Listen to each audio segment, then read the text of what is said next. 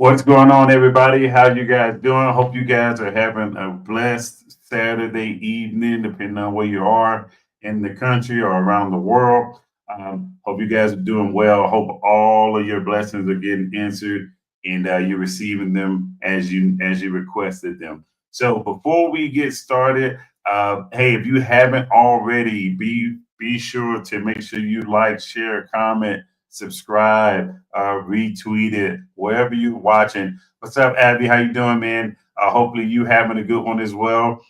So yeah, if you're here for the first time, please let me know where you're checking in from. Hey, I'm checking in from this country, or hey, I was doing this, and so forth. Yeah, you was out training. Cool, cool. Hopefully everything happened, and you guys got a good training session in, and you don't have to come back and do it again, do a training all over again. So yeah, but hey, look, I'm doing something a little different. Normally I have my Ravens gear on, but today I wanted to sport my Atlanta Braves stuff.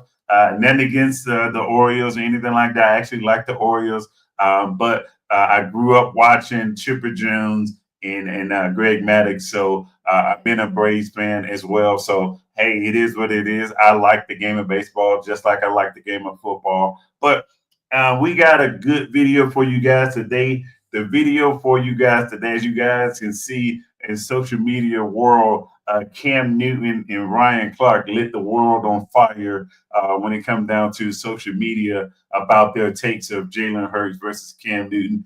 They got a little personal. They took some jabs at each other, but then hey, all was reset this morning. I want to say not this morning, probably yesterday. I think Ryan Clark came out and basically apologized for taking personal shots at Cam Newton. But Cam Newton fired right back, being petty to him, talking about his particular career and stuff like that. And to my surprise, I did know some of those things about Ryan Clark when it comes down to his playing career. But that's neither here nor there. So what we want to do is we want to basically take all the bias out of it, and I want to come to you from a point of objectivity and nothing more when it comes down to, hey, I'm not going to discredit Cam Newton. I'm not going to discredit Jalen Hurts. I'm just going to tell it from how I see it. And I'm going to get a little analytical. So you may have to bring out your calculator because we will be doing a little bit of math towards the end of the show. So if you're here again, like I said, check in with me. Let me know where you're checking in from, whether it be YouTube, whether it be Facebook, or whether it be Twitter.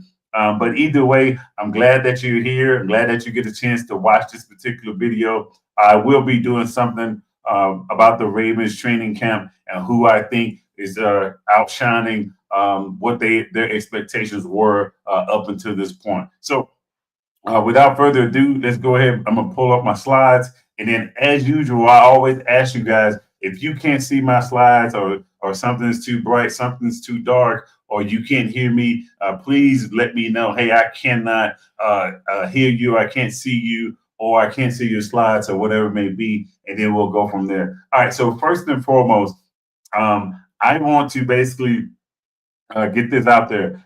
Even though I'm an Auburn football fan, I don't have any kind of bias towards Cam Newton, or I don't have any kind of bias towards Hurts because of how he carries himself as a football player and as a professional. I'm gonna try and give you guys what I see and what I researched and discovered when it comes down to their particular teams and the two seasons that we're going to talk about. We're going to talk about Cam Newton's 2015 MVP Super Bowl appearing season, and we're going to talk about Jalen Hurts getting over the hump and finally winning his Super Bowl. That would be year 2024, last year against the Kansas City Chiefs. So uh, first off, we're going to talk about five different things. We're going to talk about the supporting cast. We're going to talk about their defense. We're going to talk about their offensive weapons that they have. We're going to talk about their coaching. We're going to talk about how they compare to their peers. And then I'm going to give you guys a little bit of tidbits when it comes down to why do I think one particular quarterback is better than the other. So first off is our supporting cast. And you guys may know some of these guys. You guys may not. I don't know how long some of you guys been following football, but the guys on Cam Newton, his major guy, his two guys was Ted Ginn Jr. and Greg Olson. Jonathan Stewart did have a really good season far as running back standards, almost eclipsed 1,000 yards. He played in 13 games, had 6 touchdowns, average 76 yards per game that particular season. Greg Olson, for a tight end, this is really, really good. 77 receptions on 124 targets, 1,109 yards, on had 7 TDs. He did play in all 16 games. And then you had Ted Ginn Jr. Ted Ginn Jr. played in 15 of the games, and he had 44 receptions on 97 targets, 739 yards. He did with those amount of targets and receptions. He did get 10 touchdowns, and he only averaged it's astonishing 49.3 yards per game. I thought he had a lot more than that when I originally looked back at their season, but he didn't. I thought he had a little bit more. I thought he was closer to these 60 yards per game, but I was mistaken, and that's what it is. So we move on to the Eagles, the offensive weapons for our guy Jalen Hurts. Everybody knows Saquon Barkley eclipsed the 2,000-yard mark, had 13 touchdowns, played in 16 games. He had 125.3 yards per game. I believe that was the highest in the league amongst the running backs. And then we have A.J. Brown playing in 13 games. He caught 65% of his passes at 67 catches on 97 targets, 1,079 yards, 7 touchdowns, and 83 yards per game. Devontae Smith played in 13 games. He had a 63% or 64% catch rates. He had 68 receptions, 89 targets for 833 yards, 8 touchdowns, and had 64 yards per game. So when it comes down to their particular offensive weapons, they do have their fair share of guys that help contribute to their success. Whether it would be the team or whether it was them, they did have guys to help them out along their way, whether it was to get to the Super Bowl, winning the MVP, winning the Offensive Player of the Year, whatever it may be that they achieved, they did have a good supporting cast. The one thing I'm going to highlight here in the favor of Cam Newton, he didn't have Kelvin Benjamin, who was coming off a 1,000-yard season. He tore his ACL in a training, a joint practice with the Miami Dolphins. So he was not available this particular season. So if you guys look at this, you'll probably see Ted Ginn was their leading receiver. But before Ted Ginn came into his own, it was Kelvin Benjamin the year in 2014. I think he eclipsed 1,000 yards. I want to say he had 6 or 7 touchdowns as well. So he didn't have his big target out there. He did have Greg Olsen, but he did not have Kelvin Benjamin for one game in 2015. So again, keep that in mind when we keep moving through these particular slides. So right now, if I had to give it up to anybody who has the better supporting cast, obviously the better supporting cast,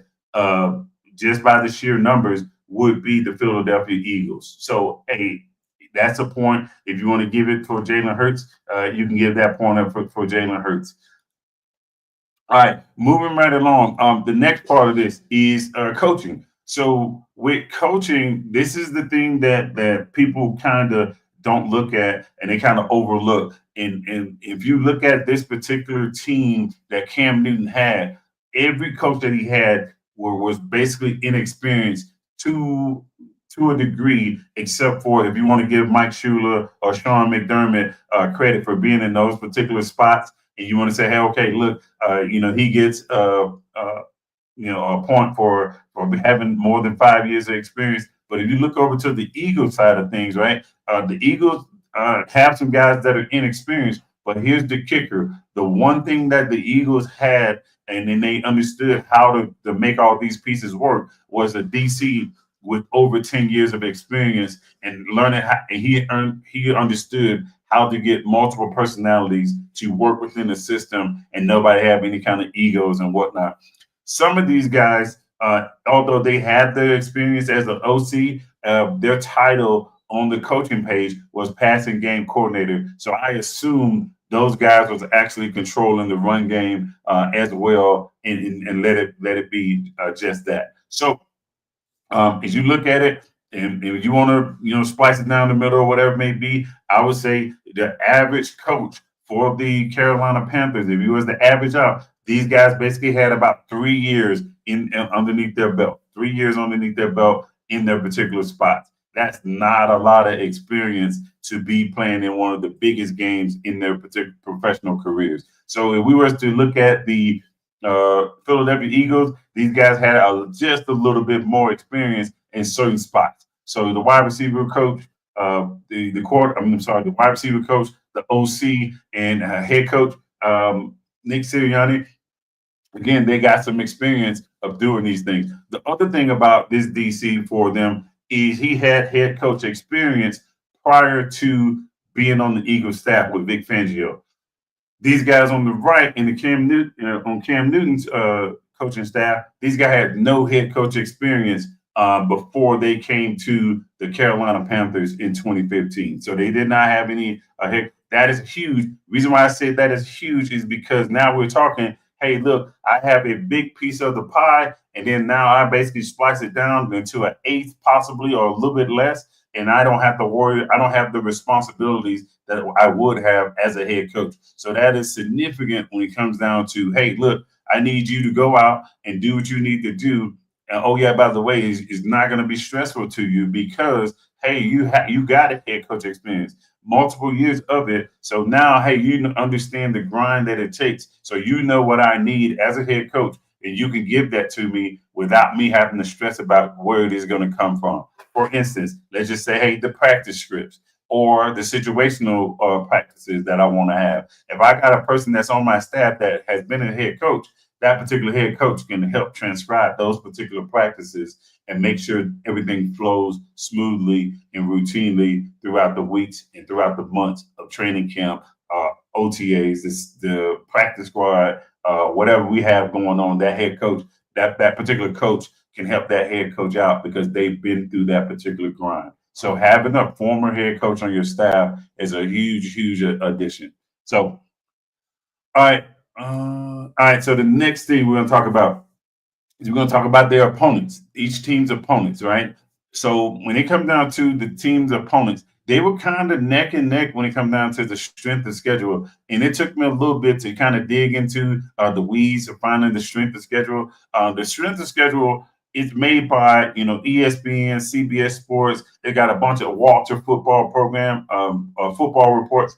A lot of different websites have strength of schedule. And I kind of went with the averages of it. I tried to find the ESPN one or the Fox Sports or CBS Sports one and kind of leave them both there. And I couldn't find exact ones for both seasons when it comes down to the 2015 season and the 2024 season. So I may have found the 2015 season, but I couldn't find the same exact website to give me the 2024 season. So I kind of just met in between what we had, and I rolled with what we had. So based off of my particular findings, the average strength of schedule for the Philadelphia Eagles in their 2024 season was 21, and the average strength of schedule for the Carolina Panthers in their 2015 season was 27. Why is this significant? Well, as you guys know, the lower the seed, the easier the schedule, right? And then the higher the seed, the harder the schedule when it comes down to strength of schedule. The next thing that I wanted to highlight the average margin of victory. The average margin of victory. Reason why I wanted to highlight that is because we see both of these teams on paper. We see their stats and whatever it may be, but we don't dive into, hey, how bad were they beating people? When they lost their games, how much did they lose by, and so forth and so on. And I just felt like, hey, this particular stat here will kind of let us know because the average margin of victory, it was 13.21 points for the Philadelphia Eagles, and it was 13.26 points for the Carolina Panthers in this particular season for each team. The next thing I wanted to highlight is the average margin of defeat. So when they did lose, who did they lose to and by how many? I want to say the Eagles total points in their three losses came up to 21 points. So that would take us to 7 points of average margin of defeat. And then the Carolina Panthers lost one game 20-13 to the Atlanta Falcons. I want to say it was week 16 or 17. And then the last part of this piece, when we talk about opponents, I wanted to talk.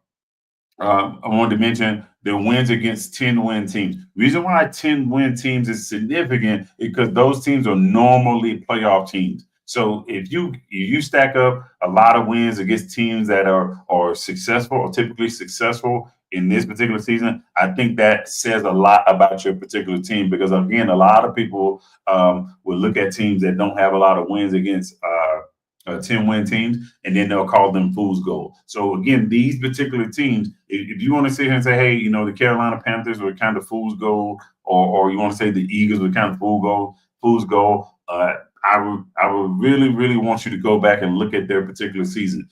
In the NFL in 2015, there was not a lot of 10-win teams in the NFL. In 2024, there was a significant amount of teams that were over 10 wins, and then the Eagles actually bested them when they played against them. For instance, we had almost a whole division, the NFC North, or all 10-win teams outside of the Bears. So that right there is just letting you know if you played against the NFC North and you did well against them right then and there, that's a shoe-in for you to get a point when it comes down to your particular team and how valuable they were when it comes down to who had the most help. So, and now we're going to move on to the defense. All right, so the defensive side, right? We did the same type of thing. But what we want to do with the defense, right?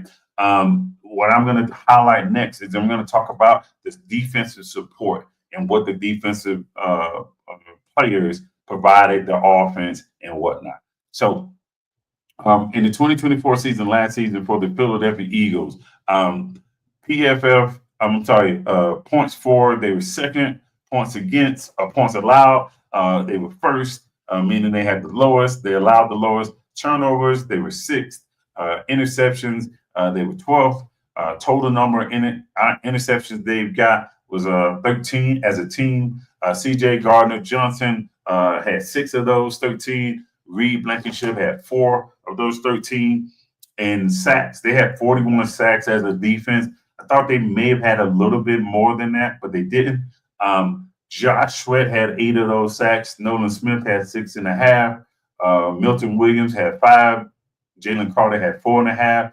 And this that here was truly eye-opening to me because it was basically saying, hey, if the Eagles got you to fumble, you basically was not getting the ball. So they forced 22 fumbles and they recovered 22 fumbles. Now, this is really what separates these two defenses, right? This last particular stat. So interception, return for touchdowns, they only had 1 of those. And fumble recovery for a touchdown, basically a scoop and score, they didn't have any of those last season. I just thought that was very interesting because I thought they were a little bit more opportunistic when it comes down to getting the ball in the defense's hand and returning it to the end zone.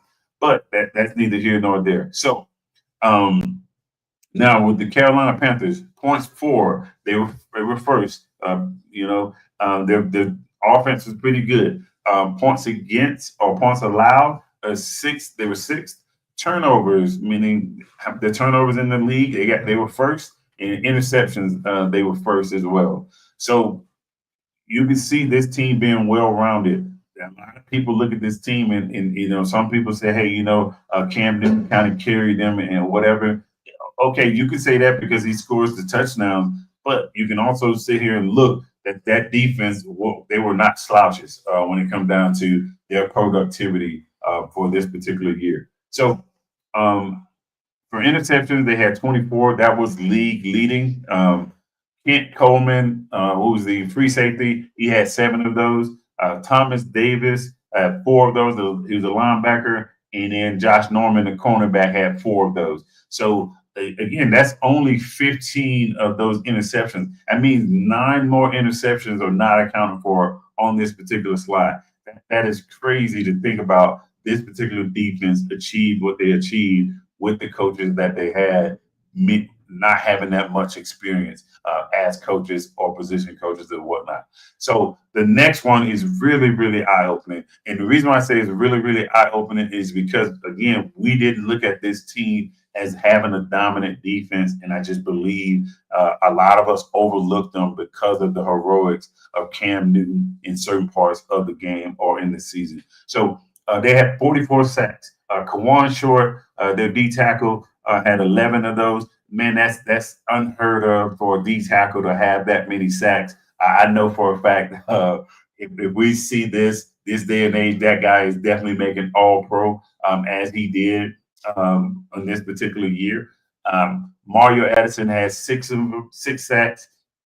Thomas Davis had 5.5, and Coney Ely had 5 of those. Again, this is just 18, 23, 28. So that's only 28 and a half sacks that's been accounted for. So again, we're missing a few sacks, 15 and a half sacks that we're missing. Again, total dominance by this particular defense. Again, if you want to highlight the strength of schedule, it's not that far off what the Eagles had, but it's just truly amazing to see the roster that they had. With that particular roster, they were able to achieve what they achieved. And then this one right here, this last little block really, really put the nail in the coffin for me when it comes down to what they were able to provide for Cam Newton. So fumbles forced 21, fumbles recovered 18, interception, touchdown.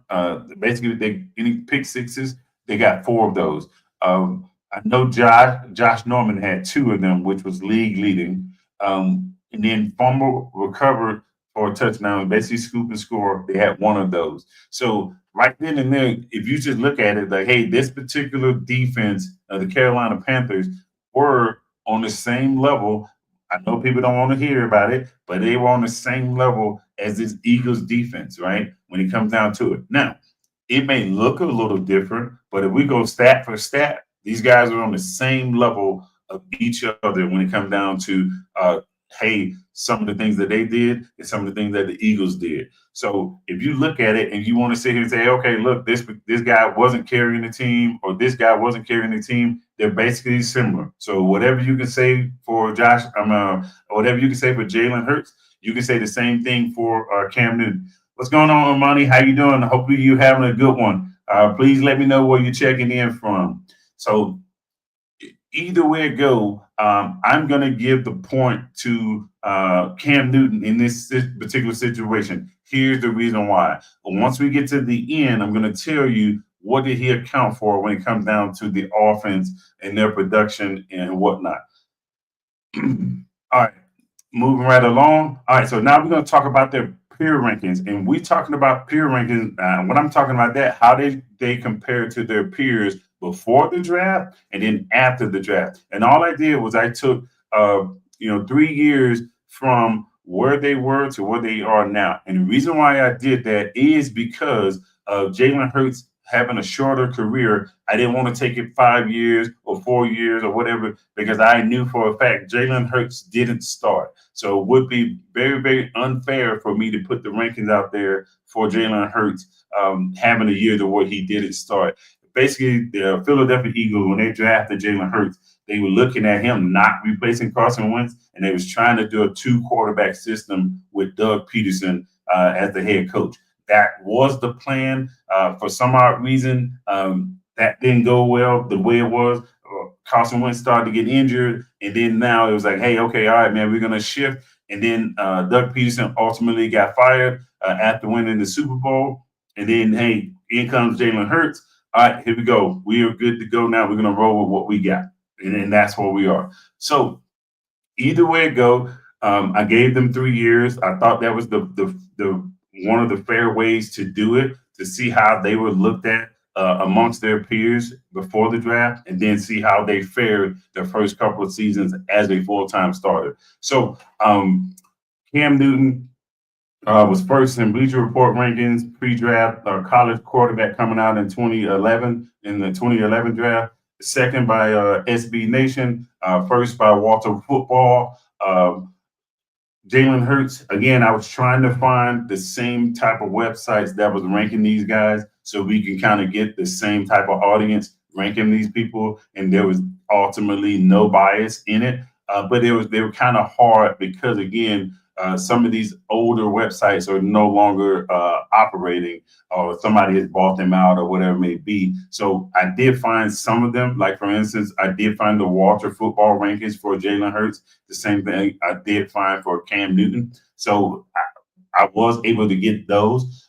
But for the pre-draft, the CBS Sports ranked Jalen Hurts as the fifth best quarterback coming out. Walter Football ranked him as the seventh best quarterback coming out, and then Sports Illustrated ranked Jalen Hurts the seventh best quarterback coming out of the draft. Now, those rankings really don't mean anything when it comes down to it. It's just for me, it kind of helped shape the expectation for each quarterback coming in. And what I mean by shape the expectations, for instance, hey, if this particular quarterback is a top three quarterback, typically those guys start unless there's a quarterback already in play. And we knew, hey, Carson Wentz was on his way out.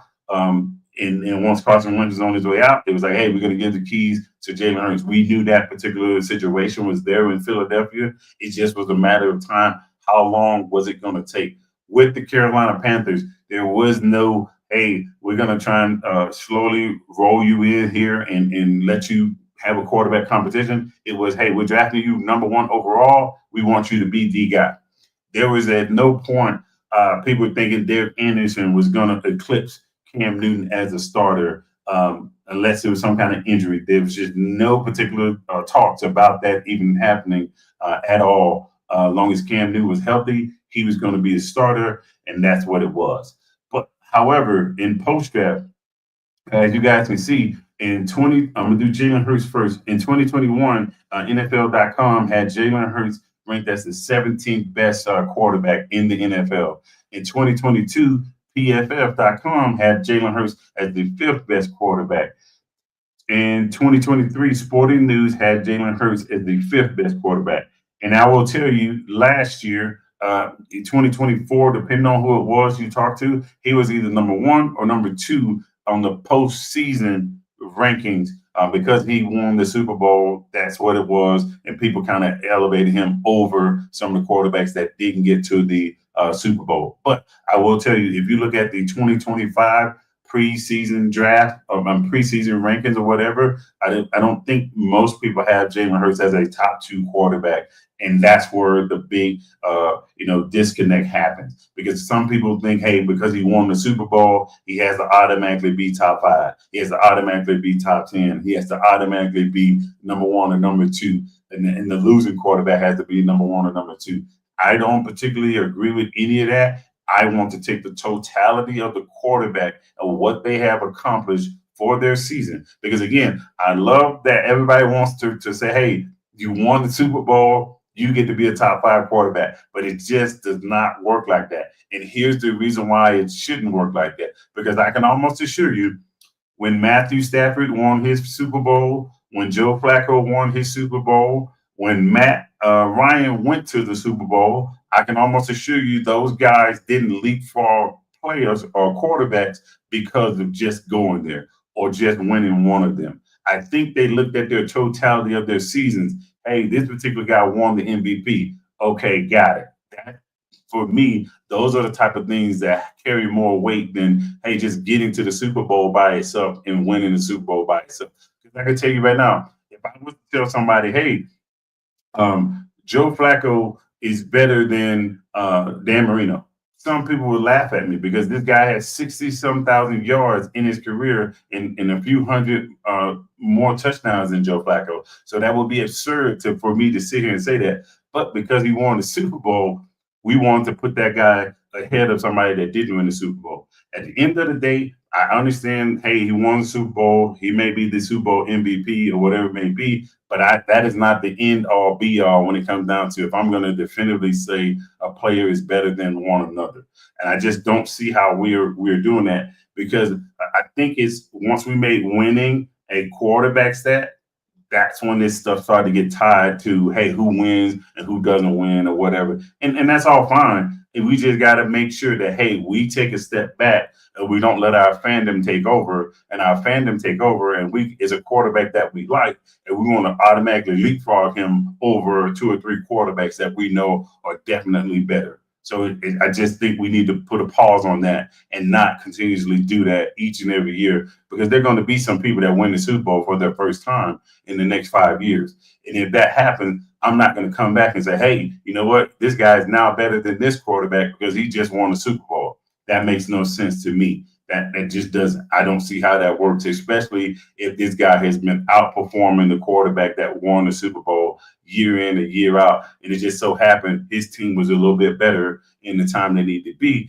and they got over the hump and they won the Super Bowl. Okay, cool. No harm, no foul. Not taking anything away from you. I just don't say, hey, I'm just not going to sit here and say, take the lazy take and say, hey, this particular quarterback is better now because he won the Super Bowl and this quarterback didn't. I just don't believe in that. All right. So with Cam Newton post draft, 2012, Athlon Sports had him ranked 15th. 2013, Bleacher Report had him ranked 10th. 2014, Complex.com ranked him 11th. So you actually can kind of see Cam Newton's climbing up the ladder up until his 2015 season to where he put on a historic type of season, one for the ages when it comes down to the Carolina Panthers history. Because again, we got to remember Carolina Panthers hadn't been around that long. I think they came out in 1999 or something like that. I want to say 99 or 98. It's something in the late 90s or mid 90s is when they came out. But all right, so we talked about coaching. We talked about defense. We talked about all the different things when it comes down to the supporting cast. This person had this. This person had that. And I'm going to kind of hit you with what I think. So what I think, hey, Cam Newton not having a 1,000-yard wide receiver, not having a 1,000-yard running back, those things kind of matter. And you're going to see in this last little thing that I'm gonna give you. And we're gonna do a little bit of math. Yeah, I know some of you guys probably saying, "Hey, coach, I don't want to go to school. I want to come here and watch and see what you're talking about when it comes down to which quarterback is better." Well, to determine that, my final thought is basically, hey, we got to do a little bit of who accounted for what. And what I did was I basically took the total number of yards that offense accomplished or eclipsed, and then I basically took the quarterback's numbers, passing game, and then their run yards, their rushing touchdowns. I took those things and said, hey, okay, look, how much of the offense did you account for? The reason why I did that, because then that can give me, hey, the definitive answer, who was more important to their team. And that's where I will say, hey, this particular player was better. Not the, hey, okay, man, y'all tripping. Cam Newton won the MVP of the regular season. He was better than Jalen Hurts throughout the whole season. I'm not going to just put that blanket answer out there. What I left it up to, who accounted for the offense the most, right? Because if we looked at their defenses were not that far off. That's actually, again, like I said, that is eye-opening to actually think about because how stacked the Philadelphia Eagles were and how young and inexperienced the coaching staff was for the Carolina Panthers. Oh, yeah, by the way, this is a point. So next time we start doing linebacker duos of all time, the next time Thomas Davis and Luke Kuechly is not in there, we need to have a really, really, really long discussion because those two guys almost never get brought up in the conversation of linebacker duos, great linebacker duos of all time. Not sitting there saying they did it for a long time, but I can tell you this 2015 season, what they did was truly amazing. Both of them made All-Pro too, by the way. So again, I think if we start to talk about linebacker duos, greatest linebacker duos of all time, Thomas Davis and Luke Kuechly name need to be in there. Not saying they got to be the top one, but they got to be in the conversation somewhere. So when we have those discussions about linebacker duos, We got to bring those two guys in the fold. And I'm telling you why. Look at their season in 2015 together. It was crazy. It was crazy to even think about. But all right, to get back on topic. So the Philadelphia Eagles offense, they had 6,242 yards. Jalen Hurts had 2,903 of those yards were passing yards. The Philadelphia Eagles had 3,048 rushing yards. Jalen Hurts had 630 of those rushing yards. The Philadelphia Eagles had 24 rushing touchdowns. No, I'm sorry, 29 rushing touchdowns. Jalen Hurts had 14 of those rushing touchdowns. The Philadelphia Eagles had 24 passing touchdowns. Jalen Hurts had 18 of those passing touchdowns. The Carolina Panthers had 5,871 yards. Cam Newton had 3,837 of those yards. They were passing. The Carolina Panthers had 19 rushing touchdowns. Cam Newton scored 10 of those rushing touchdowns. Cam Newton passed for all of the passing touchdowns for the Carolina Panthers in 2015. Carolina Panthers had 2,282 yards rushing. Cam Newton accounted for 686 of those yards. So these are the total numbers. So for Jalen Hurts, he accounted for 46% of the offensive yards, 20% of the rushing offensive yards, 75% of the passing touchdowns, and 48% of the rushing touchdowns. For Cam Newton, he accounted for 65% of the offensive yards, 52% of the rushing touchdowns, 100% of the passing touchdowns, and 30% of the rushing yards. So if you ask me who was the better quarterback, it's very, very simple. The one that accounted for more of the offense week in and week out. So I say that all that to say this: there's no discredit to Jalen Hurts, no discredit to Cam Newton. When we talk about certain things, we got to make sure we be able to peel the onion back a little bit more instead of taking what's on the surface. Because if we take what's on the surface, of course we would say, "Hey, he's a Super Bowl MVP." Yeah, he won the Super Bowl. He got to the highest mark in the season. That's the whole goal of your season. But you got to sit here and say, "Hey, wait a minute. Let's sit down and let's dissect these things." Because as you dissect it, you'll slowly see, hey, this guy was accounting for a lot more than what people were actually thinking that he accounted for. So, nothing against Jalen Hurts, not taking anything away from him. His team had more yards. However, the quarterback with the quarterback on the team that had lesser yards, I want to say like 300 and some odd yards less than them, he accounted for more of the offensive production. So for me, I got to give the nod to Cam Newton in this particular instance because of that, accounting more for the offense. Of course, yeah, he did not win the Super Bowl. We're going to hold that against him when we're talking about the totality of the quarterback position and the individual stuff that you had to do to get to that particular point. Because if we just say, hey, okay, this guy won a Super Bowl, then we can start doing that for everybody. I just want to make sure we do it for everybody. Because if this happens and somebody else wins the Super Bowl different this year, but I hope it's my Baltimore Ravens. But if somebody else wins it, let's say, hey, Matthew Stafford wins a second Super Bowl. Does Matthew Stafford go back in the top 5? I don't know.